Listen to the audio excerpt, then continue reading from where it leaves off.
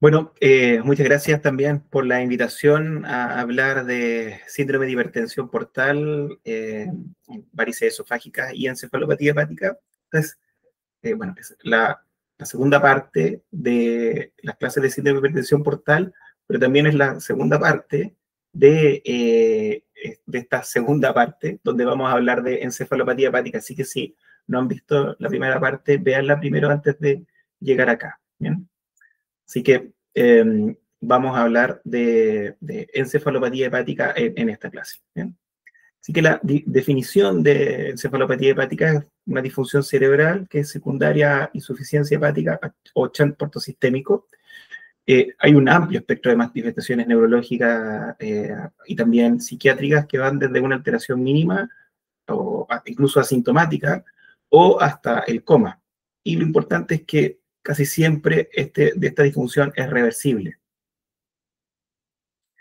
Y todavía seguimos utilizando los criterios de Westhaven para hablar de los grados. Tenemos la de primer grado, que son aquella encefalopatía hepática donde hay inatención en las actividades cotidianas de la vida, falta de concentración, dificultades para las operaciones matemáticas, alteración del sueño de vigilia, puede también alternar con cambios del ánimo, especialmente euforia. Después tenemos la grado 2, donde hay apatía, letargia, desorientación temporoespacial, cambios que son evidentes de la personalidad, comportamiento inapropiado, dispraxia, asterixis se hace evidente en este minuto. Y no olvidar que la asterixis no es temblor, sino que es la pérdida del tono postural. Los pacientes son incapaces de mantener el tono de sus partes, de algunos músculos del cuerpo. En este caso, utilizamos esta prueba para ver si es evidente. Pedimos que extiendan las manos, que alcen la palma que extiendan sus brazos, que alcen la palma de la mano, y vemos cómo van perdiendo el tono postural. ¿Bien? Esto se hace evidente a partir del grado 2. Después, en el grado 3, tenemos somnolencia, confusión, mayor desorientación, conducta errática, pero el paciente responde a estímulos. Y finalmente, en el grado 4, los pacientes ya no responden adecuadamente a los estímulos y están en coma. Entonces, basado en esto, tenemos dos grupos, aquella que es evidente o manifiesta, que es aquella que está del grado 2 en adelante de la clasificación de Westhaven, y aquellos que es oculta, que es difícil diagnosticar, que es fácil que se nos pase el diagnóstico, que hablamos de la oculta. Entonces, quería mostrarle acá que en la escala de Westhaven 2, 3 y 4 tenemos un diagnóstico clínico simple, y aquí hablamos de encefalopatía hepática evidente, y aquí es donde más difícil es el diagnóstico, es aquella que es grado 1 o encefalopatía hepática mínima, que requiere muchas veces de test especializados, o que requiere de test especializados para hacer el diagnóstico. Y aquí hablamos de encefalopatía hepática oculta. Ahora, con respecto a la causa, a su etiología, tenemos la tipo A, que es aquella que ocurre en el fallo hepático fulminante, la tipo B, aquella que ocurre en comunicaciones portosistémicas, es decir, aquellas, por ejemplo, que no son pacientes que no tienen cirrosis o que tienen una cirrosis muy, muy leve, donde predomina la comunicación portosistémica, y esta es la causa de la encefalopatía. Y la tipo C, donde tenemos la cirrosis descompensada, y también la tipo C incluye a la acute and chronic. En algún minuto se discutió, o todavía está en discusión, si incluir un subgrupo, un tipo D. Esto no es aceptado, todavía no. Puede ser algo que ocurra en el futuro, donde va a estar la encefalopatía hepática del acute and chronic. También con respecto a los episodios, son cuando presentamos un solo episodio, o este episodio está separado por más de 6 meses, hablamos de encefalopatía hepática episódica. Hablamos de recurrente, cuando hay más de un episodio en 6 meses, y persistente, cuando el paciente no vuelve a su estado basal o de normalidad después de un episodio. Con respecto a la fisiopatología, sabemos que la hiperamonemia tiene un rol central en esto, ya que es el producto final de la digestión proteica y la deaminación de aminoácidos y de la actividad de las ureasas bacterianas. Se produce en el intestino, el músculo tiene un efecto buffer, regula los niveles de amonio al absorberlo del plasma y liberar glutamina, el hígado normal regula los niveles de amonio circulante y tiene un rol central en la patogenia de la encefalopatía hepática en los pacientes con cirrosis y falla hepática fulminante. Y se introduce a las células por acuaporinas, transportadores de amonio, transportador de potasio y otros cotransportadores. Pero no es lo único que está involucrado en el desarrollo de encefalopatía hepática. Acá la falla hepática por la disfunción hepatocitaria y produce hiperamonemia, también la comunicación a través de transportes sistémicos que pueden ser del propio paciente o también de forma artificial a través de TIPS, la malnutrición, la sarcopenia, la fragilidad, los desequilibrios hidroelectrolíticos que debemos pesquisar, factores precipitantes como el sangrado digestivo que vimos en la clase pasada, la constipación o las infecciones, el uso de algunos medicamentos como la benzodiazepina y los opioides, y la disbiosis intestinal con cambios en la microbiota y aumento de la translocación bacteriana también juegan un rol en la producción de encefalopatía. Entonces, la hiperamonemia más algunos factores como la inflamación, el estrés oxidativo, el lactato, ácido filiares y el manganeso atraviesan la barrera hematoencefálica, cambian su permeabilidad también y finalmente afectan el funcionamiento de los astrocitos con aumento de la hinchazón, el edema astrocitario, produciendo edema cerebral, disfunción neuronal y las manifestaciones clínicas de la encefalopatía hepática. Y acá quería mencionarle también los escenarios, donde tenemos el escenario de la hiperamonemia y las alteraciones en la función en la cirrosis hepática, en la enfermedad hepática crónica con la encefalopatía hepática, pero esta hiperamonemia, al ser mucho más aguda, produce un camino distinto de una hiperamonemia rápida y severa, donde predomina el edema cerebral. Por lo tanto, la encefalopatía hepática en la enfermedad crónica, en la cirrosis hepática, tiene otras características que no tiene la falla hepática fulminante, donde el edema cerebral es un signo de muy alarmante y de alta mortalidad en este grupo de pacientes.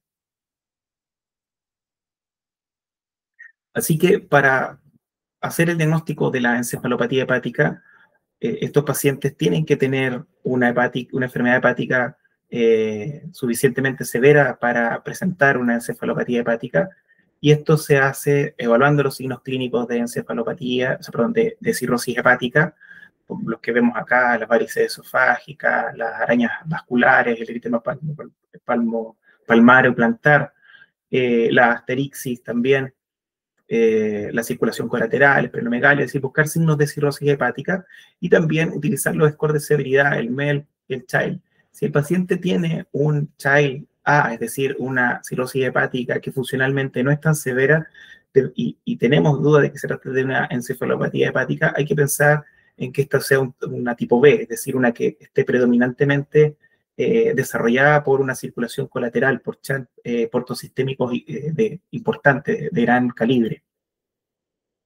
Así que esto de esta forma, con esto de reconocer o no reconocer la cirrosis para hacer el diagnóstico, esto es algo de mi cosecha. Tómenlo con pinzas, esto no es una recomendación que está en la literatura, pero me parece que se reconocen 3 escenarios clínicos principales que van a tener distintos enfoques. Es decir, tenemos un paciente que desconocíamos que tenía enfermedad hepática, no sabemos si tiene cirrosis y presenta un cuadro que es compatible con encefalopatía hepática, un paciente que desconocemos, no tiene antecedentes de cirrosis, por lo tanto aquí el enfoque va a estar principalmente dirigido a si tiene o no una hepatopatía subyacente que explique esto. Y aquí el diagnóstico diferencial debe ser amplio con otras causas de compromiso de conciencia. Después tenemos otro escenario, que es un paciente que tiene hepatopatía conocida, pero que nunca ha presentado encefalopatía hepática. Aquí lo que es conveniente es corroborar el diagnóstico y la severidad e identificar factores desencadenantes. Y por último, tenemos un paciente que ha tenido múltiples episodios de encefalopatía hepática, sabemos que hace de vez en cuando encefalopatía hepática, aquí por supuesto siempre hay que corroborar el diagnóstico y la severidad, pero aquí nos vamos a centrar en identificar factores desencadenantes y ver si tiene una adherencia correcta al tratamiento y si tiene un tratamiento adecuado. O por ejemplo, si no ha tomado medicamentos que puedan desarrollar esta nueva episodio de encefalopatía hepática. Como le digo, a mí me parece de toda lógica identificar estos 3 escenarios posibles para abordar al paciente, pero no es una recomendación que yo haya visto en la literatura. Así que confíen en mí, básicamente. Entonces, ¿cómo hacemos finalmente el diagnóstico? Estas 5 preguntas, ¿cómo se llaman? ¿Qué ciudad estamos? ¿Dónde estamos? ¿En qué año estamos? ¿En qué mes estamos? Le pedimos que extienda las manos y que cierre los ojos para ver si tiene presencia de asterixis. Si el paciente tiene 5 aciertos y no presenta flapping o asterixis, se descarta encefalopatía hepática evidente o manifiesta, pero eso no quiere decir que el paciente no pueda tener una encefalopatía mínima o quizás una encefalopatía grado 1, donde vamos a requerir ser más exhaustivos. Ahora, si presenta un fallo, presenta flapping, hablamos de que tenemos que pensar en encefalopatía hepática, así que evaluamos ahí somnolencia, respuesta a estímulos verbales, confusión, desorientación grosera, estupor o coma, es decir, utilizamos la escala de Glasgow en los pacientes que hacemos el diagnóstico de una encefalopatía hepática evidente o manifiesta para ver su severidad. Pero ¿qué pasa con aquellos que no le encontramos una encefalopatía evidente o manifiesta, pero igual nos parece que pudiera tenerla? Entonces, ahí vamos a otro set de preguntas. Una de las 2 preguntas, o sea, las 2 preguntas que se recomiendan es preguntarle a él o al paciente también, o también a quien lo cuida, a quien está más tiempo con él, preguntar si hay cosas que ha dejado de hacer, las cosas cotidianas que la ha tenido que dejar que hacer por la presencia de esta lentitud o olvido. Es decir, si ya no paga las cuentas, si se le olvida tomar los medicamentos, si no logra manejar el celular o el computador, hacer las compras, cocinar, seguir recetas de cocina, llegar puntualmente. Este tipo de cosas nos pueden hacer pensar en una encefalopatía hepática grado 1 o mínima. También si ha tenido problemas en relación a la actividad de manejar, también puede revelarlo. Y la encefalopatía hepática mínima, para diagnosticarla, el puntaje psicométrico de encefalopatía hepática, el famoso PES, nos puede permitir hacer el diagnóstico, pero este es bastante extenso y engorroso, por lo tanto, se prefieren estos que aparecen abajo, el Animal Naming Test o pedirle que nombre animales, ¿no es cierto? Uno es muy sencillo, uno le pide que nombre todos los animales que pueda mencionar en un minuto y le toma cuántos animales logra y lo que se ajusta por edad y grado de escolaridad, pero alrededor si los pacientes logran más de 14, 16 animales en un minuto, pasa este test. Y también hay una aplicación que es el Stroop Encephalab, que es una aplicación que se puede bajar, los pacientes lo contestan y también está estandarizado. Y la frecuencia crítica de parpadeo requiere de un instrumental especializado, por lo tanto no tiene mayor aplicabilidad, pero estos 2 últimos que le menciono son fáciles de aplicar para ver si hay una encefalopatía que se nos pueda estar pasando. Así que una vez vemos que los pacientes tienen una hepatopatía de relevancia, podemos utilizar el amonio. Aquí van a ver que el amonio en el proceso diagnóstico tiene un alto valor predictivo negativo cuando es normal, es decir, si el amonio nos sale normal y tenemos el paciente con encefalopatía, nos obliga a pensar en otras causas y cuando está elevado nos apoya el diagnóstico, pero este no se correlaciona con la severidad en el daño hepático crónico. ¿Bien? El amonio se usa para el diagnóstico de la encefalopatía hepática. Esta es una encuesta que se le hizo a los hepatólogos en el Congreso Europeo y como ven, está súper dividido, casi digamos en tercios, que sí, que no, que depende. Y yo creo que esta división tiene que ver con los distintos escenarios, los 3 escenarios que les menciono. Por ejemplo, el rol del amonio puede ser bastante poco útil en un paciente que hace encefalopatía hepática recurrentemente y que sabemos que hace encefalopatía y que tiene mala adherencia al tratamiento, pucha, ahí tomarle un amonio quizás no sea de gran valor. Sin embargo, en el primer escenario, donde el paciente ni siquiera conocemos y tiene cirrosis hepática, claro que tener un amonio elevado o normal puede ayudar a hacer el diferencial. Pero en resumen, el amonio normal nos hace pensar en otras causas de encefalopatía y confirma la sospecha de encefalopatía si el amonio está alterado o desciende paralelo a la mejora clínica. Para eso nos puede servir el amonio. Por lo tanto, si me preguntan a mí, yo soy del club de tomar amonio en estos pacientes, especialmente en los dos primeros escenarios que les planteé. Ahora, una vez tenemos un paciente que tiene una enfermedad hepática suficientemente severa para presentar encefalopatía hepática, lo segundo es descartar otras enfermedades neuropsiquiátricas, sobre todo en presencia de primer episodio o presencia de focalidad. Aquí la pregunta que cabe es, ¿necesitan todos los pacientes una neuroimagen? Y la respuesta sencilla es que no, la neuroimagen no es necesaria para hacer el diagnóstico de encefalopatía, no permite confirmarlo. Pero, ¿para qué sí sirve una neuroimagen en los pacientes que tenemos dudas diagnósticas o falta de respuesta al tratamiento? La neuroimagen puede descartar otro trastorno que se nos esté pasando por encima. Así que el diagnóstico es en sospecha de encefalopatía hepática, un mini mental test puede excluir la demencia, cuando esta no es una encefalopatía tan severa. Tenemos que excluir otras causas extrahepáticas de encefalopatía o delirium, ¿no es cierto?, como infecciones, ictus, neumonía, un hematoma subdural, donde vamos a monitorar una neuroimagen, excluir otras comorbilidades neurológicas como enfermedad de Parkinson o enfermedad cerebrovascular. Por lo tanto, la neuroimagen y otros estudios pueden ser necesarios cuando el diagnóstico no está del todo tan claro, tenemos sospechas de que pudiera haber concomitancia con otro proceso. Así que, en simple, paciente que tiene una enfermedad hepática que justifique episodio de encefalopatía hepática, hay que evaluar la severidad de la cirrosis, ¿no es cierto?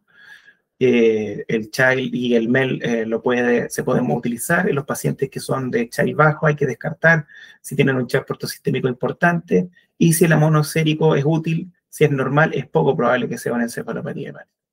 Después hay que descartar otras causas de trastornos neuropsiquiátricos, abstinencia, enfermedades psiquiátricas, alteraciones hidroelectrolíticas y medicaciones.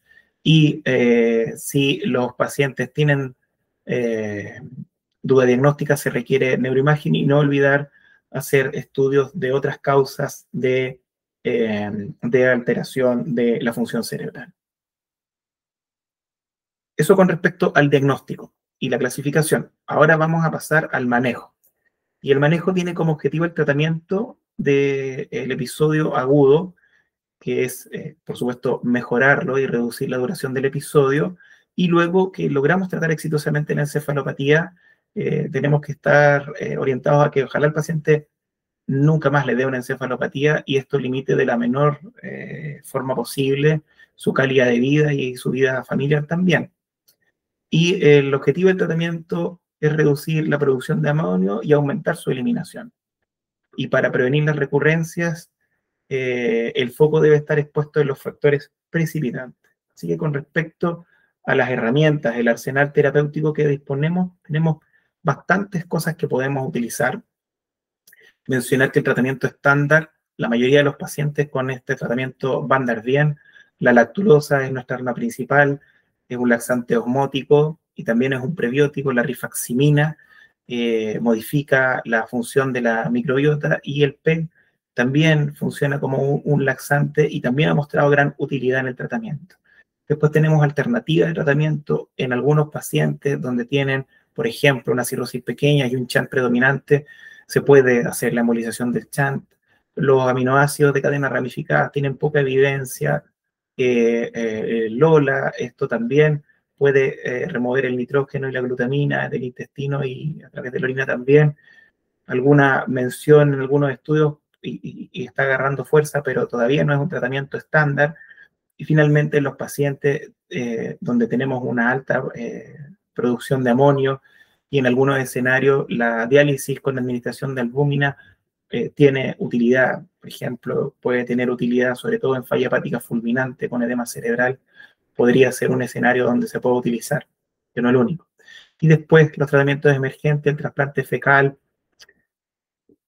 Se han hecho estudios científicos todavía, también en seres humanos ya se han hecho, hay resultados promisorios, pero todavía no es un tratamiento estándar de esto. Y los agonistas esteroides del RGABA también se han mencionado como tratamiento emergente, pero aún no es tratamiento estándar. Esto es para que tengan un bagaje, quédense con la idea del tratamiento estándar, conozcan las alternativas de tratamiento, por lo menos mencionarlas. Hablemos del tratamiento estándar. Tenemos los disacáridos no absorbibles, la lactulosa, que es la primera línea de tratamiento. El intestino se transforma en ácidos orgánicos, acidificando el ambiente, lo que tiene alto efecto, principalmente reduce a las bacterias que producen amonio, inhibe la producción bacteriana de amonio, reduce su absorción por conversión de amonio en amoníaco y aumenta la osmolaridad acelerando el tránsito intestinal.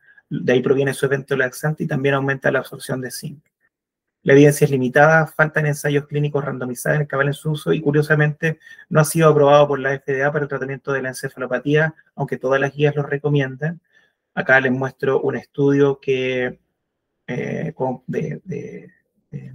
una revisión Cochrane de 38 estudios randomizados, 1.800 pacientes, donde sí pareciera haber un beneficio del uso de disacáridos no absorbibles versus placebo.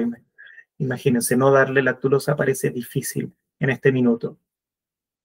Con respecto al PEG, también hay estudios que muestran que el PEG tiene solo un efecto laxante, pero parece que desde el punto de vista clínico es bastante útil, tiene una efectividad similar, incluso en este estudio es un poquito mejor que la lactulosa, no se recomienda por sobre la lactulosa todavía, pero es una alternativa en aquellos pacientes que no lo toleren y también si hay falta de eficacia de la lactulosa se puede combinar PEG y lactulosa. Con respecto a la rifaximina, al Normix, reduce la producción de amoníaco, de amonio, ¿no es cierto?, por las bacterias del intestino, inhibe la síntesis del RNA en las bacterias intestinales y de esta forma reduce el riesgo de encefalopatía hepática con reducción de las hospitalizaciones y reducción de los costos relacionados en salud comparado a la lactulosa, ¿ya? Reduce también los pacientes que han tenido episodios de encefalopatía, reduce el riesgo de recaída a los 6 meses. Y la combinación de lactulosa más rifaximina es más efectiva que lactulosa sola. Sin embargo, hay limitaciones para prevenir la recurrencia, especialmente después de los 6 meses. Se pierde un poco su efecto. Así que, en suma, en los pacientes cirróticos que tienen alteración del sensorio, por supuesto hay que hacer manejo del ABC, hay que excluir otras causas de alteración del sensorio. Si es un episodio agudo de encefalopatía hepática, o si se trata de una encefalopatía hepática severa avanzada, hay que considerar ingreso a la UCI, el tratamiento general, el tratamiento de las infecciones CILAI, de los precipitantes, de la hemorragia digestiva, de la deshidratación, de la constipación, de la abstinencia y la malnutrición, y el tratamiento específico, lactulosa, rifaximina y alternativas por falta de respuesta, tenemos el PEG y las otras alternativas de tratamiento que les mostré.